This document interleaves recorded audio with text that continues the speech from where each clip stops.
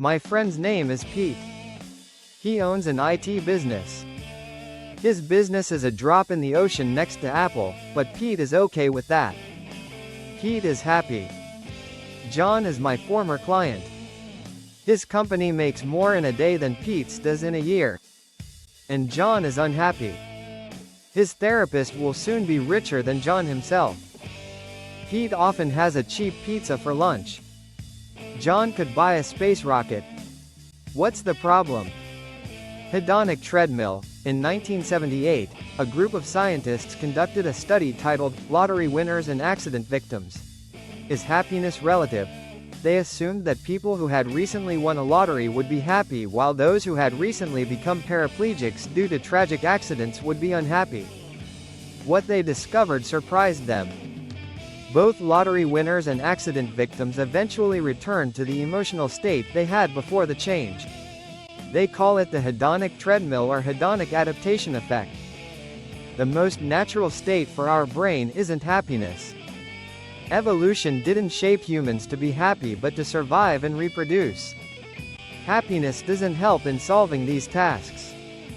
The most natural state for our brain is calmness or emotional equilibrium. And when something throws our emotional pendulum off balance, it swings right back. If we have a usual mood, say, melancholy, and something shakes us up, we'll eventually settle back into it. We adapt to losses, but sadly, also to gains. It's easier for a camel to go through the needle's eye than for a person to become happier through success. Success brings bright emotions, but the pendulum swings back sooner than we expect. A frustrated celebrity. A lot of people love to picture strategy like this. But if A means, a frustrated, unsatisfied person. B means, a rich celebrity. Strategy means, work like hell to become a celebrity. This person will just end up being a rich, frustrated, and unsatisfied celebrity.